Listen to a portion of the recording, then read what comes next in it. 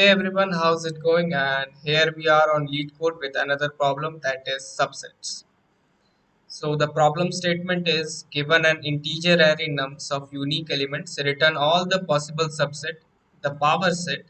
The solution set must not contain duplicate subsets. Return the solution in any order. So we are given a array of number integer values here, and what we need to return is the power set of that particular set of numbers. So you may know that the power set of any list of numbers is equals to the size of the power set will be 2 to the power n, where n is the number size. So if there are n numbers, then the size of the power set will be 2 to the power n. So one approach which is very easy to simulate is we can do the bit representations for this particular n size. So if you will represent all the bits for n, that is for given example it is 3. So all the represent bit representation of size 3 will be 0 0 0, then 0 0 1, then 0 1 0, then 0 1 1, then 1 0 0, then 1 0 1, then 1 1 0, and then 1 1 1. So these are the possible values, 2 to the power n possible values of n bits. So here we can use this for simulating the power set. So if we take the first example, first one, then all the bits are 0. So we won't take any of the numbers from this list, because 0 means we don't have to take it, and 1 means we can take it. So we the all the bits here are 0, so we won't take any number, and we will return empty list. Now the next bit represent in the next bit representation, the first digit is the first bit is 1. So we will take only the first number, and then we'll put it into our list. Then we will go to again the next bit representation, and here only the second bit is 1. So we will take only the second number, and then we will insert. And similarly for the fourth number, we will take 1 and 2, and then we will insert in our uh, uh, list. So this is how we are going to proceed. We will just take out the length of this array, and then we will use the bit representation of n bits, and then for each bit representation we will just traverse it, and we will check whether to take that particular index value or not, or to leave it. If we have to take it, then we will just insert into into a vector, and if we have to leave it, then we will just continue. And once we have traversed the whole list, we will insert that particular vector into another answer vector. So this is about the theory part. Let us begin the coding. So first of all, as I said, we need to take out the length of nums vector. So nums dot size, and then if there is no value inside it, then we will just return an empty vector. Or else if it has some size, then we will do a loop for int I is equals to 0 to 2 to the power n, where I will represent the bit representations. So there will be 2 to the power n bit representations, and hence the loop will run till 2 to the power n, and then we'll do I plus plus, and we will declare a vector of integer here in which we will store each the vectors represent the vectors corresponding to each bit representations. So it will be a temporary vector,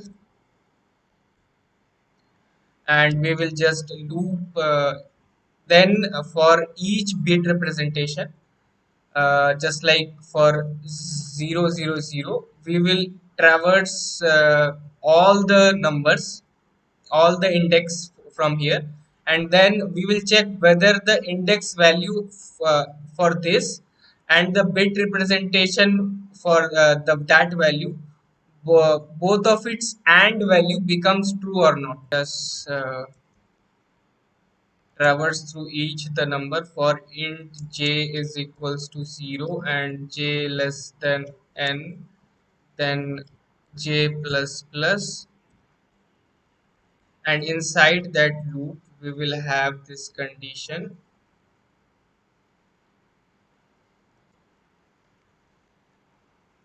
long,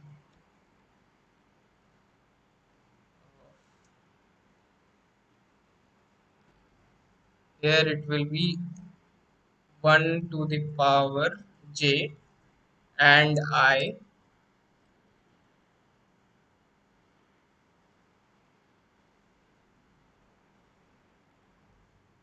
Now if this condition is true, means the corresponding vector is 1 for that particular value, and what we will do is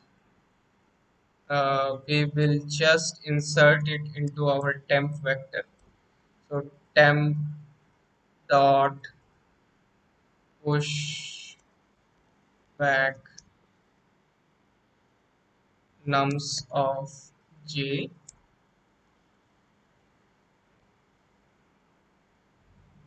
and at the end of this loop we will insert the temp vector into our another answer vector that will be of vector of int.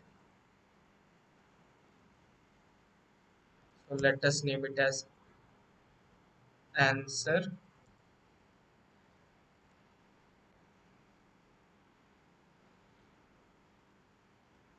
and here we will just insert it one into our answer, push back temp, and at the end we will just return our answer. Now once again I will explain this condition. So suppose say if we have our vector as our bit representation as 000 and 001. So for I is equals to 0, for I equals to 0, the bit representation will be this 000, and what we will do is we will just uh, do a loop here. So j equals to 0 to n, that is 3. So first j will be 0, and then we will do long of 1, we will just shift these values. So this this particular value will become 1, and then we will take the and of this 1 and I is 0.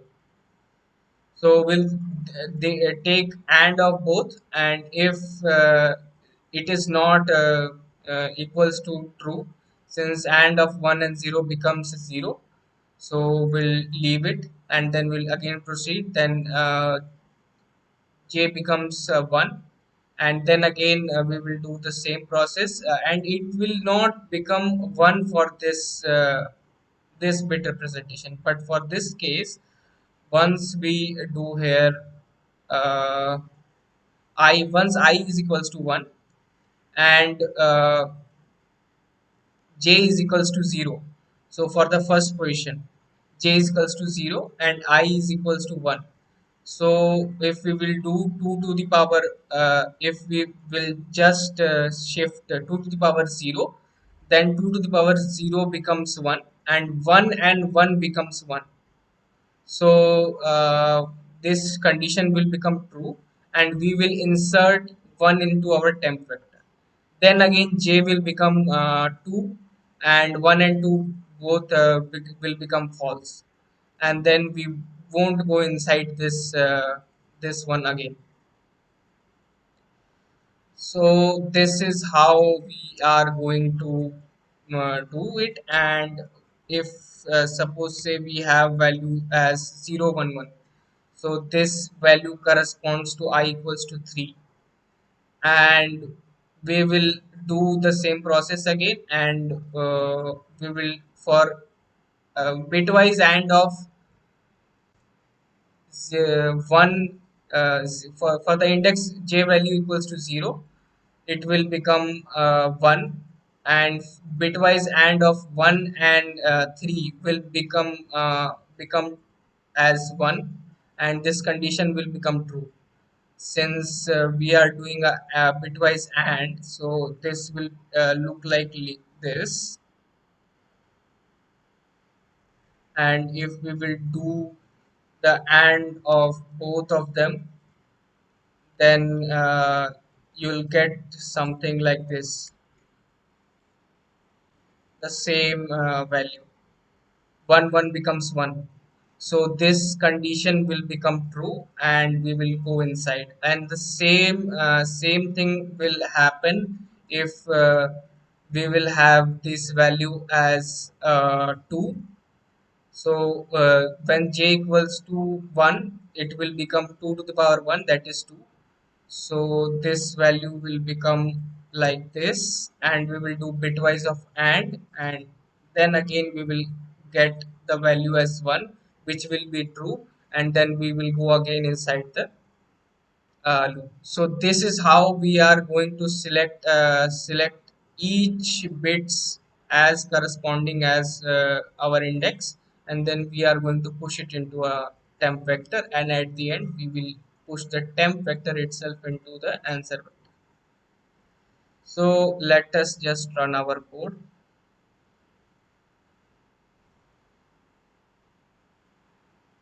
Let us submit also.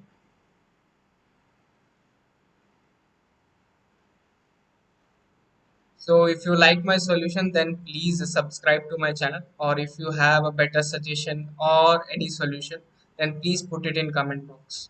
Thank you for watching.